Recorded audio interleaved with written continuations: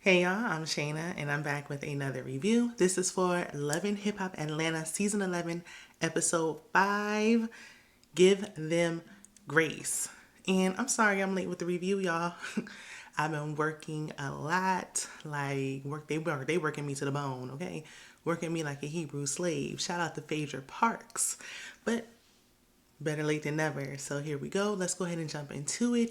Before we do, I would certainly appreciate if you hit the like, comment, share, subscribe, all the things, because y'all know I'm trying to grow my channel. Okay, so let's go ahead and get into it. We start off with Spice. She's trying on outfits for her upcoming show. Shekinah stops by because she's her sidekick, so she's gonna be in every scene with Spice for the most part.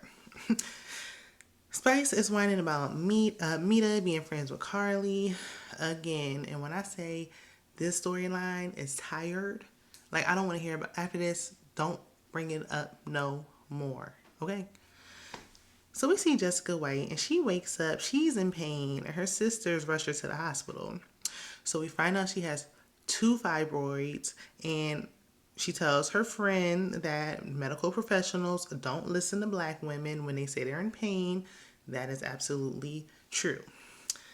So she realizes now that that may have been a cause of her having miscarriages because the fibroids are like right on her uterus.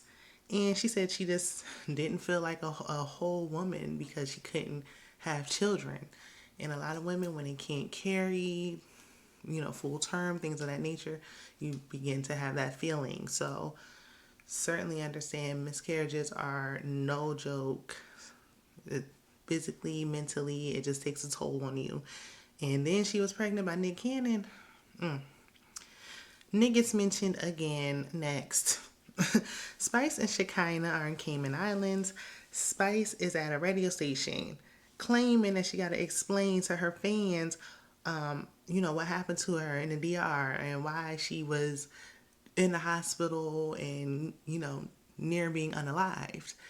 She didn't explain anything. I didn't. What was the explanation? So we still gonna think what we think, okay? They mentioned Carly again, and Carly better be getting paid. Every time they mention her name, she better be getting paid for this because we hear about her more than we actually even see her. Okay. So Amy and her sisters are doing some sort of like paint night. Um, these reality shows, they all do the same thing. Paint, break rooms, escape rooms, like it's the same thing, same script, different show. Like let's do something else, okay? Let's switch it up a little bit. Amy does let loose a little bit more when she's alone with her sisters when her mom isn't there. I did notice that, and she admitted that. Amy feels like her mom is an issue. How mama getting blamed for this? What happened? What? She says she hired a manager for her music career, and she also mentioned that Chaotic kissed her when they were in Texas at the Lord. I don't forgot what it was. Well, we'll find out later. I wrote it down somewhere. So Jess has a doctor's appointment with a black woman doctor. We love to see it. And y'all in Atlanta, so there should be a plethora of them, okay? I'm so used to seeing Dr. Jackie. It's nice to see some other black doctors. And shout out to Married to Medicine if you know who Dr. Jackie is, okay? So they discuss her cyst on her ovaries and her fibroids. Jessica still wants to have babies. She's 38 and she's like, I need to freeze my eggs. I need to do something. Like, can I have babies? And Doc says she can have them. Then she was like, oh, maybe I need to start being nice. Nice to who? You better not be talking about Nick Cannon again. You better not. Don't do it. Wrong road. It's like we be dodging the bullet and you just want to keep going down there anyway, girl. So Amy meets with her mom for dinner and tells her that South by Southwest, I knew I wrote it down, was perfect without her. That was a little much. Why you had to say all that? You could have just said it was nice, like it was a good time. You ain't had to do all that. So Amy tries to fire her mama as her music manager, but mama was not having it. She said, I done been with you from the start, put money into it. I don't think so. I'm not going nowhere.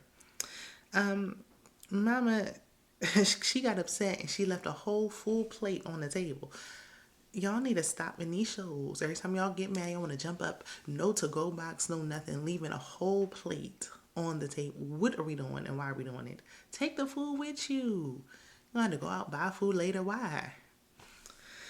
So, Meeda meets with Spice and Shekinah to have the same redundant, rehash, already discussed conversation again. I don't know which one's worse. Y'all let me know. Spice and Carly Red and Meeda, or does Nick Cannon? I don't know which one I don't want to hear about even more. So Shekinah asked Meeda about the whole DR situation. Meeda said Spice's sister didn't want anyone there at first. So, I mean, she respected Spice's sister's wishes. She was respecting the family's wishes. Carly has said the same thing. Spice don't know. So it's like, can we stop dragging this?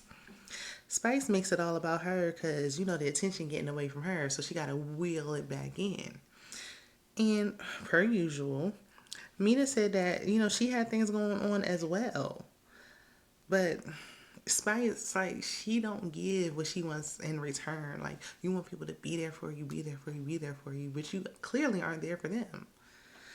So they end up hugging it out, but I don't care. Spice is childish. This conversation is immature. I don't know why they're having it again and again. Meeda and Carly can be friends, and you can still be friends with Meeda Spice. Like, you are in your 40s. Enough. If this is what you're doing for a storyline, this ain't it. Like, what's going on with Bambi and Scrappy? Where are they at? Bring them back on the scene, please. But that's all I got. This episode was a filler episode. Excuse me. We'll see what next week brings. Meet me back here and check out my other content. I will see you in the next one. Bye.